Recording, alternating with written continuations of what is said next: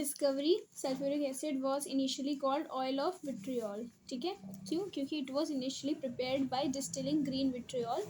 जो कि होता है, इसको डिस्टिल करने से हमको मिल रहा था, इसीलिए इसको ऑयल ऑफ विट्रियोल कह रहे थे।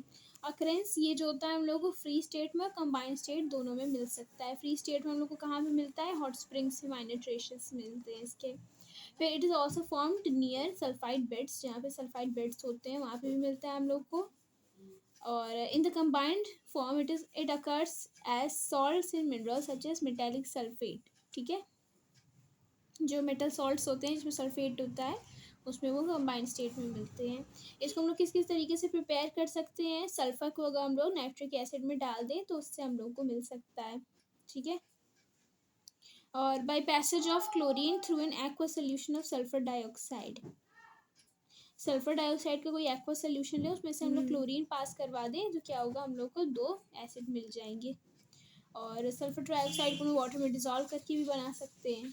और hydrolysis of sulphuryl chloride, sulphuryl chloride का हाइड्रोलिसिस करवा सकते हैं अगर, तब भी हमको हाइड्रोलिसिस क्या होता है?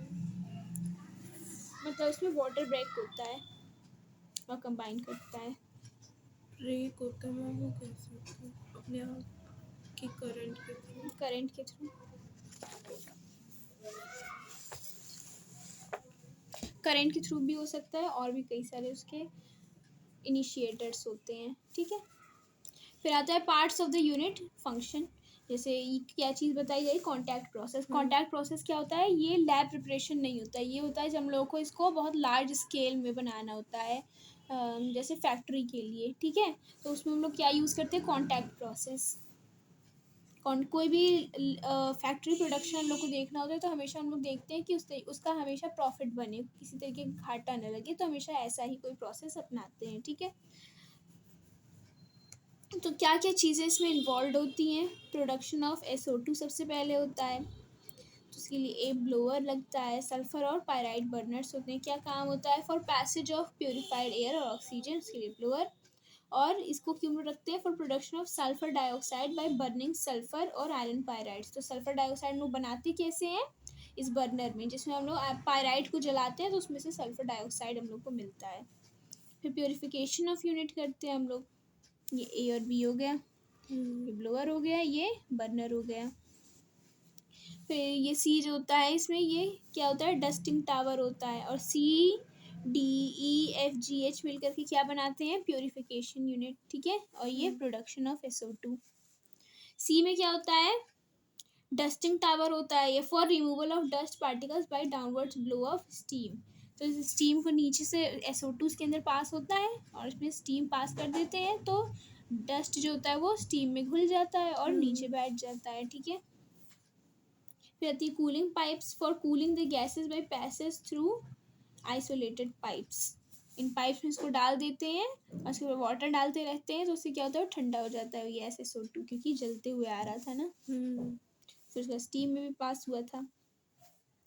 Scrubbing tower for further removal of impurities and dust particles by downward spray of water. ये ई स्क्रबिंग टावर, ये कूलिंग पाइप है बस। ठीक है,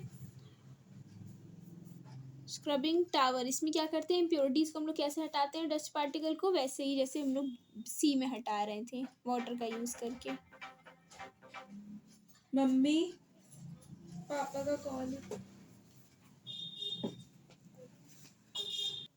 ठीक है, तो सी और ई दोनों में ही क्या किया जाता है? डस्ट को हटाया जाता है। इसमें मेनली डस्ट को हटाया जाता है, इसमें इम्प्योरिटीज को भी साथ में हटाया जाता है। ठीक है, आफ्टर कूलिंग, वाटर पास करके। इसमें भी तो वाटर है, इसमें भी वाटर है, इसमें गैशियस फॉर्म में, इसमें लिक्विड फॉर्म में है।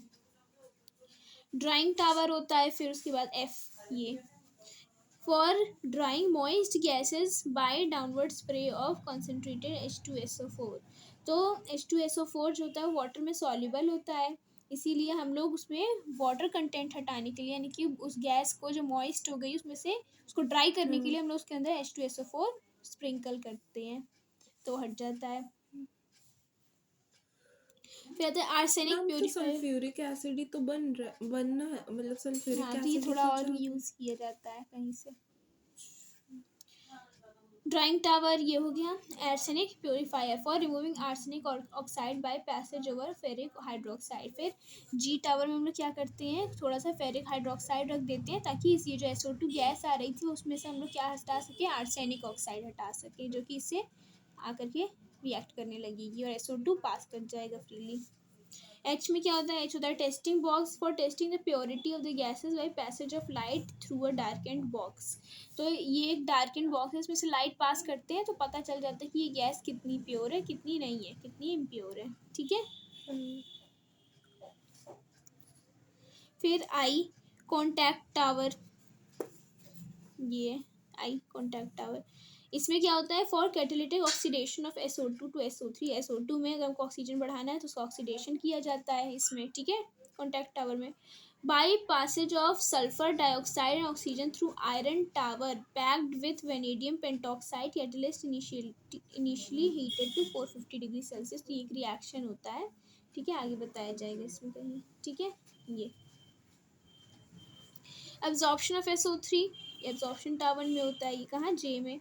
यहाँ पे क्या होता है, for absorption of sulphuric trioxide vapours by descending stream of concentrated H2SO4 98%। तो पहले से एक 98% प्योरिटी वाला H2SO4 लेते हैं और उसको इस SO3 में हम लोग पास कर देते हैं तो उसका एब्जॉर्प्शन हो जाता है इसमें। फिर क्या होता है, के क्या होता है, dilution tank for dilution of oleum by flow of requisite amount of soft water. इसमें थोड़ा सा वाटर मिला करके इसको थोड़ा डाइल्यूट कर देते हैं इस वाले टैंक में। ठीक है। स्टेप 1 क्या होता है, चेम्बर कन्वर्शन, सल्फर और पायराइड बर्नर्स। तो कैसे बनाया जाता है, पायराइड या सल्फर को हम लोग बर्न कर देते हैं ऑक्सीजन के साथ तो सल्फर ऑक्साइड बन जाता है, सल्फर डाइऑक्साइड। ठीक है, ये पहला वाला होता है इसमें प्रोडक्शन ऑफ SO2 में यहाँ पे। फिर होता है step 2 contact tower. Contact tower कौन सा वाला था, आई, ये यहाँ पे अभी हमने बताया था क्या होता है, SO2 को SO3 में कन्वर्ट किया जाता है बाय इसका ऑक्सीडेशन और उसमें वेनेडियम पेंटॉक्साइड रखा जाता है कितने टेम्परेचर पे, 450 to 500 degree Celsius at pressure 1 to 2 atmosphere और एक्सोथर्मिक रिएक्शन होती है। अब equation for the catalysed reaction is exothermic hence supplies energy. Catalyst क्या है ये, और या तो क्या यूज़ कर सकते हैं, प्लेटिनम भी यूज़ कर सकते हैं। टेम्परेचर इतना होगा। कन्वर्जन रेशियो क्या होता है इसका, 98% of sulphur dioxide converted two sulphur trioxide. Step 3 क्या है, एब्जॉर्प्शन टावर, जो कि ये जे। इसमें क्या होता है, absorption of sulphur trioxide in 98% sulphuric acid. तो ये जो SO3 है, ये H2SO4 है, ये एब्जॉर्प्शन टावर में क्या होता है, दोनों मिल करके क्या बना लेते हैं, ओलियम। ठीक है, ओलियम या जिसको हम लोग क्या कहते हैं, पायरोसल्फ्यूरिक एसिड। ठीक है, तो ये बहुत कॉन्सेंट्रेटेड हो जाता है। तो इसी में हम लोग फिर क्या करते हैं, के में वाटर मिला देते हैं, थोड़ा सॉफ्ट वाटर, तो ये दोबारा से क्या बन जाता है, H2SO4। ठीक है, ये सब लर्न करना पड़ेगा। हाँ, ये प्रोसेस आता है। ठीक है, इसकी समरी दी हुई है।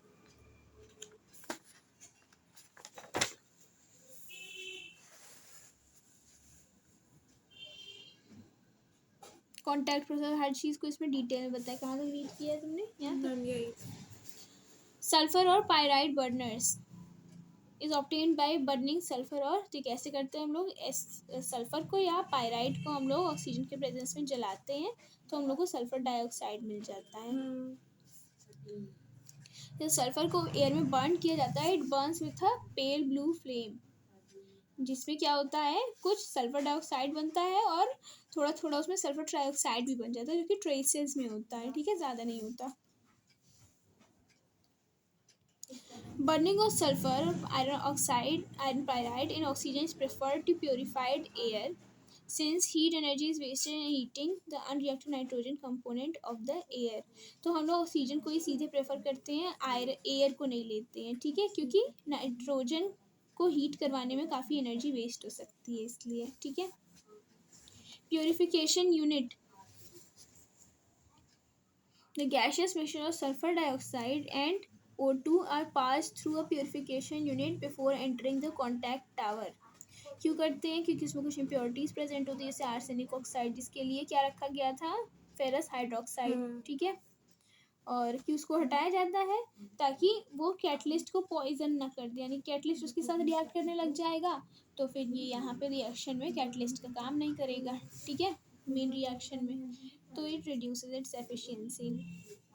कैसे हटाया जाता है डस्ट पार्टिकल को, कैसे हटाया जा सकता है, डस्ट अगर वो वाटर की हाँ, स्टीम से, फिर उसके बाद वाटर से, ठीक है, आर्सेनिक ऑक्साइड के लिए FeOH3, ठीक है।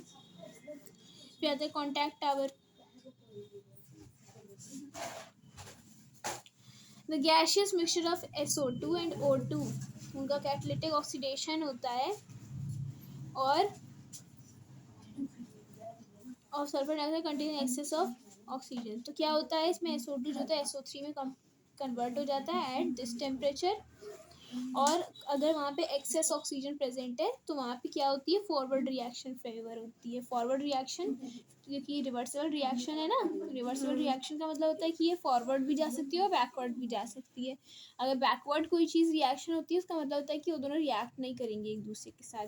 बैकवर्ड का मतलब क्या है कि वो पीछे की तरफ आएगा, यानी कि रिएक्टेंट जो है रिएक्टेंट ही रह जाएंगे, प्रोडक्ट नहीं बन पाएंगे, ठीक है। इसीलिए हम लोग एक्सेस ऑक्सीजन डालते हैं ताकि फॉरवर्ड रिएक्शन हो, ठीक है। तो मैम फिर वो बैक नहीं हो पाएगी ना। हाँ, फिर ये बैक नहीं हो पाएगी, यही फॉरवर्ड ही रहेगी।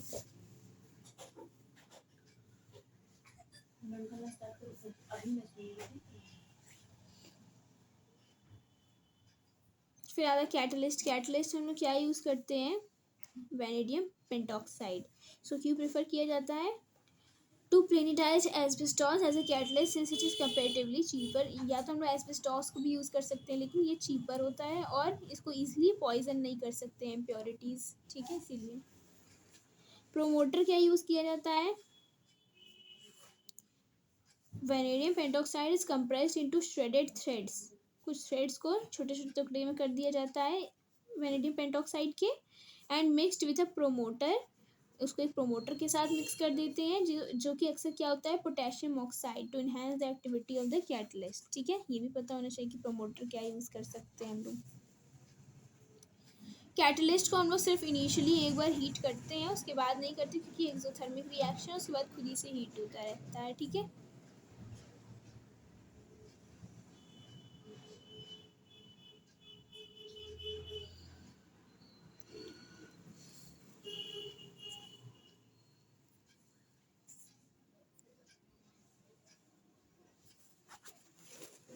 टेम्परेचर हम लोग इतना यूज़ करते हैं, ठीक है। An exothermic reaction is favored, that is higher yield of the product sulfur dioxide by lowering the temperature. अगर टेम्परेचर मान लो बहुत लो हो गया तो क्या होगा, रिएक्शन जो होगी वो स्लो डाउन होने लगेगी, जिसकी वजह से क्या होगी, बैकवर्ड रिएक्शन होने लगेगी, ठीक है।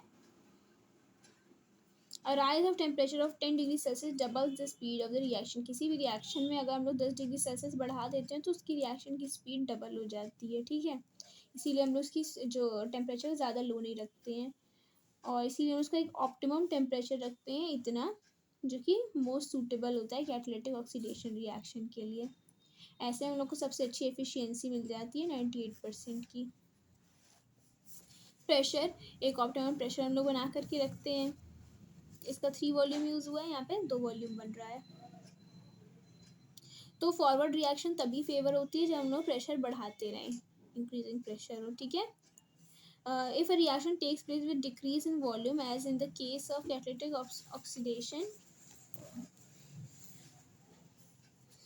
जैसे कि यहाँ पे बताया हुआ है ली शैटलिस की प्रिंसिपल के हिसाब से, अगर देखो, अगर तुम इस रिएक्शन को देखो बैलेंस करने जाओ तो तुम देखो कि यहाँ पे 3 वॉल्यूम का हम लोग रिएक्टेंट डाल रहे हैं लेकिन बन सिर्फ 2 वॉल्यूम रहा है। अगर डिक्रीज इन वॉल्यूम होता है तो उसका मतलब होता है कि इंक्रीज इन प्रेशर होगा, ठीक है। तो इसीलिए हम लोग को यहाँ पे प्रेशर को इंक्रीज करना रहता है ताकि ये आगे की तरफ बढ़े, ठीक है। Hence, high pressure favors a high yield of sulfur dioxide, but may cause damage to the lead pipes and acid-resisting towers and decomposition of the porous catalyst. Therefore, an optimum pressure of 1 to atmosphere is used. इसलिए ज़्यादा pressure भी नहीं बढ़ाते हैं, ठीक है, क्योंकि damage हो सकता है। फिर आता है absorption tower. In the absorption tower the SO3 vapours are absorbed in concentrated, उसको डाला जा रहा था ऊपर से। Even though sulphur trioxide SO3 जो होता है वो एक एसिड एनहाइड्राइड होता है। एसिड एनहाइड्राइड का मतलब क्या होता है, कोई एसिड होता है जिसका वाटर सूख गया है, ठीक है। एनहाइड्राइड का मतलब क्या होता है, एनहाइड्राइड का मतलब होता है कोई ऐसी चीज़ जिसमें वाटर उसकी ख़त्म हो गई है। तो मैम के सूखा है एसिड हाँ, पाउडर। हाइड्रेटेड का मतलब होता है कि उसके अंदर वाटर प्रेजेंट है, और एनहाइड्राइड का मतलब होता है उसके अंदर वाटर नहीं प्रेजेंट तो है। मैम पाउडर में। हाँ, पाउडर में हो सकता है। It is not directly absorbed in water to give sulphuric acid. तो ये जो होता है ये डायरेक्टली अगर इसके अंदर वाटर डाल दे कि इसके अंदर वाटर की कमी, वाटर डाल दें एसिड बन जाए तो नहीं हो सकता। इसीलिए लोग सबसे पहले इसको सल्फ्यूरिक एसिड में एब्जॉर्ब करवाते हैं, फिर उसमें ओलियम जब बन जाता है तो उसमें हम लोग वाटर ऐड करते हैं। और हाईली एक्सोथर्मिक रिएक्शन होता है, एक dense fog of sulphuric acid particles बनता है जो कि बहुत जल्दी कंडेंस नहीं होते हैं अपने गैशियस फॉर्म से लिक्विड फॉर्म में। Hence, sulfur trioxide vapors are dissolved in concentrated sulfuric acid to give oleum, जिसका बाद में dilution करके किससे, एक सॉफ्ट वाटर से हम लोग सल्फ्यूरिक एसिड बना देते हैं ऑफ 98% कंसनट्रेशन, ठीक है।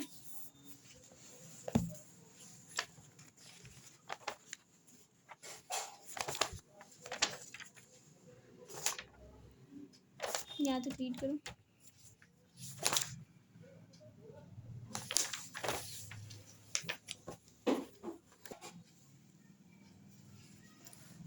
Physical properties of sulphuric acid, colourless होता है, अडरलेस होता है, और थोड़ा सा इसका सार टेस्ट होता है, ठीक है।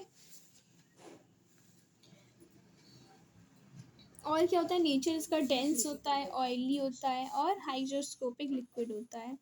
इसका मतलब क्या होता है, it absorbs moisture from the atmosphere and hence concentrated sulphuric acid is kept in air tight bottles, क्योंकि ये मॉइस्चर एब्जॉर्ब करता है, हाईली सॉल्युबल इन वाटर होता है। फिजियोलॉजिकल नेचर, ये बहुत हाईली कोरोसिव होता है नेचर में, अगर स्किन के ऊपर पड़ जाए तो स्किन वहाँ की जल के काली हो जाती है। डेंसिटी हेवियर देन वाटर होता है। Solubility soluble in water in all proportions. Conductivity, pure acid जो होता है इसका नॉन कंडक्टर ऑफ इलेक्ट्रिसिटी होता है, लेकिन डाइल्यूट एसिड गुड कंडक्टर होता है, ठीक है। Dilution of the concentrated acid is done only by addition of acid to water. क्यों ऐसा किया जाता है, वाटर में क्यों एसिड ऐड किया जाता है, एसिड में क्यों नहीं वाटर ऐड किया जाता है, जो बताया गया है। लेकिन दोनों दोनों ही केसेस में हीट इवॉल्व होती है। Water, if water is added to the acid, अगर हम लोग एसिड के अंदर वाटर ऐड करने लगते हैं तो there is a sudden increase in temperature and the acid being in bulk tends to spurt out, ठीक है। अगर कंसनट्रेटेड H2SO4 में वाटर ऐड किया जाता है तो इन दोनों का रिएक्शन जो होता है बहुत एक्सप्लोजिव टाइप का होता है, तो वो फट सकता है या छिटकता है, और H2SO4 कोई चाहेगा उसके ऊपर पड़े, नहीं चाहेगा ना। इसीलिए इसको हम लोग कैसे डाइल्यूट करते हैं, वाटर के अंदर एसिड डालते हैं, ठीक है। The water is in bulk and the acid being heavier settles down, नीचे हो जाता है, तो अगर वो ऊपर उछलेगा भी तो सबसे पहले पानी ऊपर उछल के आएगा, ठीक है। वाटर नीचे का H2SO4 नहीं, क्योंकि वो भारी होता है इसीलिए वो नीचे बैठा रहेगा। The evolved heat is dissipated in the water itself and hence the spurting of the acid is minimized, ठीक है। डिस्टिलेशन और बॉइलिंग, स्पर्टिंग मतलब हम यही होता है जो डिस्टिलेशन और boiling can not be use to concentrate H2SO4, क्यों, क्योंकि an aqua solution of sulphuric acid forms a constant boiling mixture at 338 degree Celsius. इस टेम्परेचर पे आने के बाद दोनों वाटर और H2SO4 दोनों ही इवॉल्व होने लगते हैं, ठीक है, फिर कोई फ़ायदा नहीं है, और इतनी ही उसकी कॉन्सेंट्रेशन हो पाती है। A constant boiling mixture is one which boils without change in composition, hence दोनों ही एसिड और वेपर के वेपर्स उसमें से इवॉल्व होने लग जाते हैं, और उसका मिक्सचर का प्रोपोर्शन सेम हो रहता है, बदलता नहीं है, फिर उसके बाद बढ़ता नहीं है।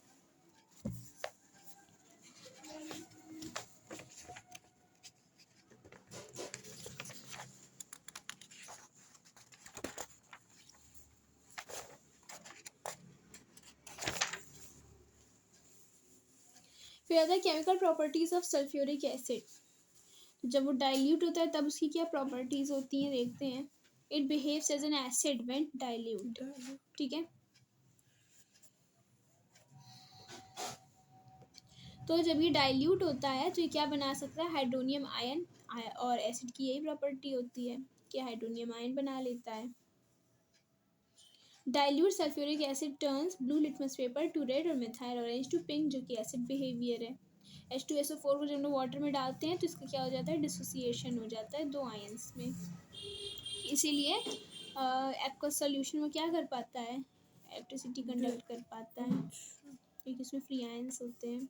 फिर आता है general reactions of dilute acid, क्या क्या होते हैं, एक्टिव मेटल के साथ, यहाँ पे दिया भी हुआ है, एक्टिव मेटल के साथ सॉल्ट और हाइड्रोजन, सॉल्ट और हाइड्रोजन।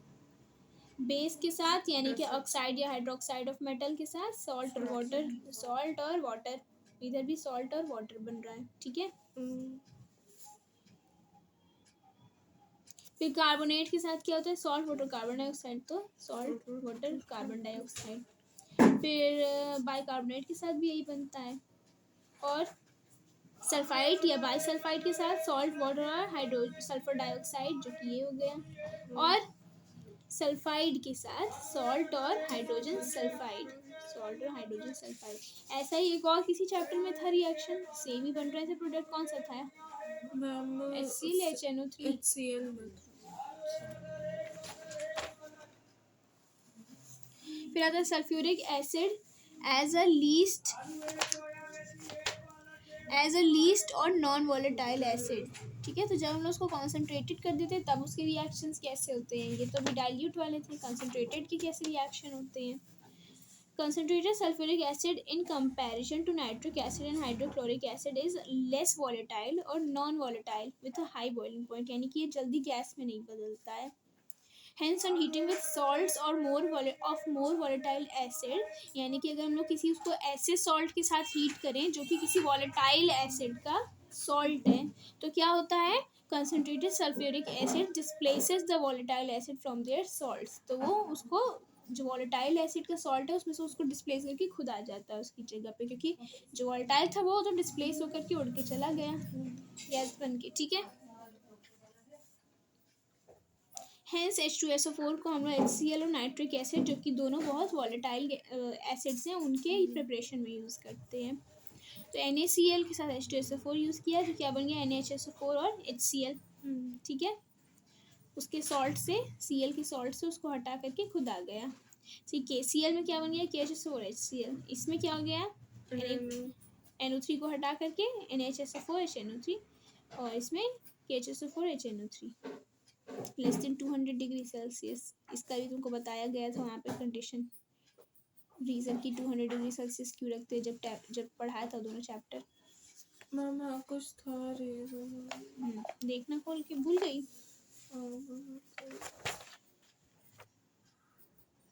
ये दोनों पेजेस को रीड कर लो।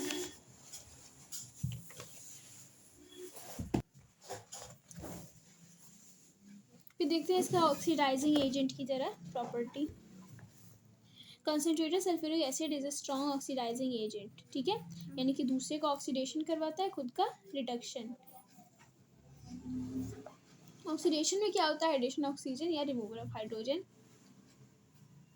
तो ये क्यों होता है, इसलिए क्योंकि H2SO4 on thermal decomposition nascent oxygen बनाता है, जो कि जैसे ही नेसेंट ऑक्सीजन बनता है वो बहुत रिएक्टिव होता है, जाकर के किसी चीज़ का भी ऑक्सीडेशन करवा देता है। मतलब कि किसी चीज़ में जब जुड़ जाता है तो उसमें ऑक्सीजन का एडिशन हो जाता है, यानी कि उसका ऑक्सीडेशन हो जाता है, ठीक है। Nascent oxygen oxidises non metals inorganic compounds, ठीक है। तो जब H2SO4 को हम लोग हीट करते हैं तो H2O SO2 और थोड़ा नेसेंट ऑक्सीजन बनता है, ठीक है। ये नेसेंट ऑक्सीजन जाकर के जिस भी तुम एलिमेंट में H2SO4 डालोगी उसके साथ जाकर के जुड़ जाता है, तो उसका ऑक्सीडेशन हो जाता है, और इसके अंदर से क्योंकि एक O निकल गया है तो इसका रिडक्शन हो जाता है, ठीक है। तो इसमें दो रिएक्शन ये आ रही हैं, कार्बन और सल्फर की। कार्बन के साथ हमने इसको जोड़ा तो क्या हो गया, H2O और SO2 तो बना, साथ में इसका एक ऑक्सीजन निकल करके इसमें जुड़ गया तो CO2 हो गया, ऐसे इसमें भी SO2 हो गया, बाकी H2 ही बना, ये SO2 मिल गया इसके साथ, तो 3SO2 हो गया, ठीक है।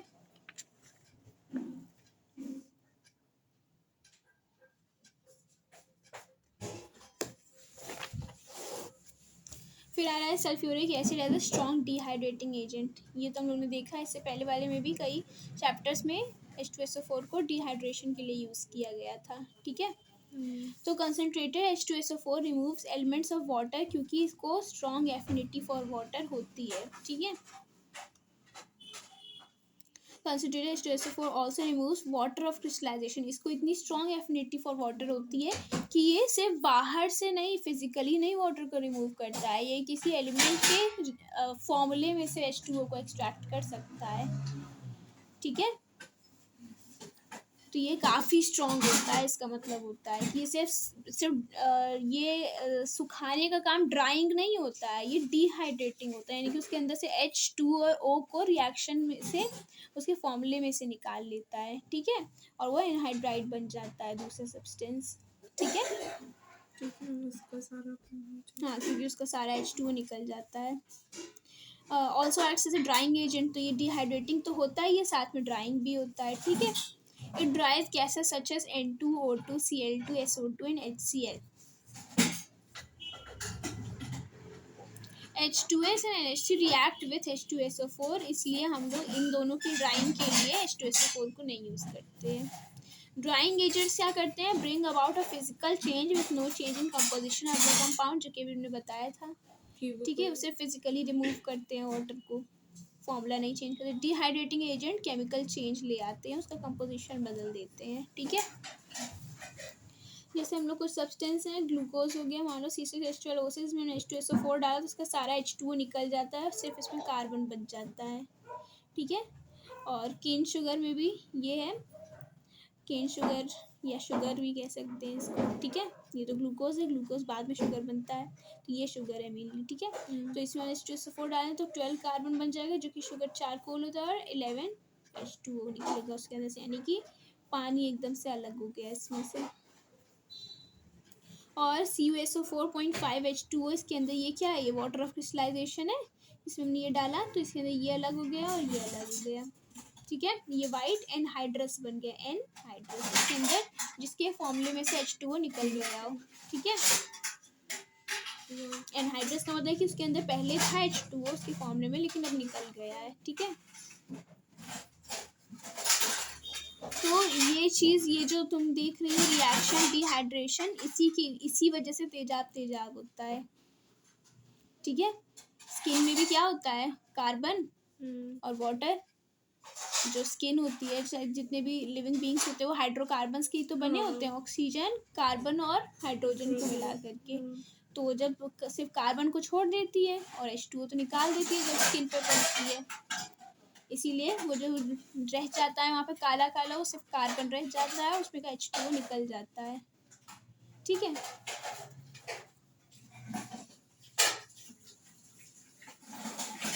इसी को बताया हुआ है ये वाला रिएक्शन। ठीक है,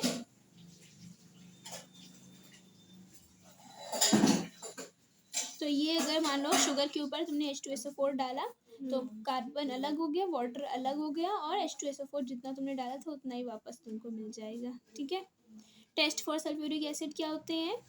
कंसनट्रेटेड सल्फ्यूरिक एसिड के लिए action of heat on copper और NaCl। तो अगर तुमको पहचानना है कि ये जो लिक्विड है तुम्हारे पास ये है H2SO4 की नहीं, तो उसको इसमें डाल दो और थोड़ा सा हीट कर दो, तो क्या बन जाएगा? तुमको क्या मिल जाएगा? SO2 गैस मिल सकती है या HCl गैस मिल सकती है। ठीक है, तो SO2 को टेस्ट करने के लिए हम लोग क्या कर सकते हैं? उसको हम लोग एसिडिफाइड K2Cr2O7 सोल्यूशन में डालेंगे तो वो ऑरेंज से क्लियर ग्रीन हो जाएगा। इसका मतलब समझ जाएंगे SO2 था, इसका मतलब हम लोग समझ जाएंगे वो कौन सा एसिड था, H2SO4। ऐसे ही जब HCl निकलेगा तो HCl का तुमको पता है क्या होता है टेस्ट? मैम पॉप वाला नहीं, वो तो हाइड्रोजन का होता है। एक metal rod, dipped in ammonium, metal rod ammonium नहीं, सल्फेट ग्लास के रॉड। सॉलिड पार्टिकल्स बनते थे। हाँ, ठीक है, उसमें से डेंस फ्यूम निकलते थे। हाँ। फिर डाइल्यूट सल्फ्यूरिक एसिड के लिए क्या होता है? एडिशन ऑफ बेरियम क्लोराइड या तो लेड नाइट्रेट सोल्यूशन, तो एक वाइट PPT बन जाती है जिससे हम लोग पहचान सकते हैं। ठीक है, और ओनली BaSO4 और PbSO4, बाकी जितनी भी चीज़ें होती हैं वो तेजाब में पिघल जाती हैं, H2SO4 में पिघल जाती हैं, बस BaSO4 और PbSO4 ऐसी PPT जो नहीं होते हैं, तो हम लोग समझ जाएंगे कि H2SO4 है इसका मतलब। ठीक है, However, obtained on heating, PbNO3 whole twice with dilute HCl is soluble in hot water. Dilute HCl. लेकिन PbNO3 होल ट्वाइस जो होता है ये हम लोग को डाइल्यूट HCl में कभी कभी सॉल्युबल मिलता है, और हॉट वाटर में सिर्फ, कोल्ड वाटर में नहीं। तो हम लोग कैसे पहचान सकते हैं उसको? इसी चीज़ से हम लोग पहचान सकते हैं कि ये जो होता है PbNO3 होल ट्वाइस, ये किसमें सॉल्युबल होता है? HCl में, लेकिन किसमें सॉल्युबल नहीं होता है? H2SO4 में।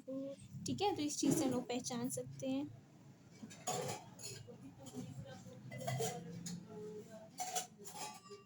Test to distinguish dilute H2SO4 from dilute HCl and dilute HNO3.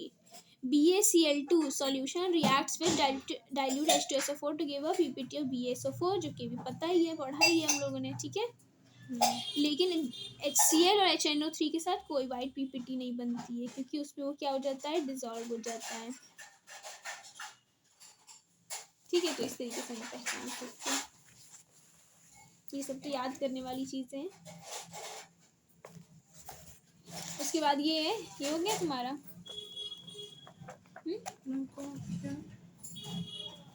Ma'am ये आएगा।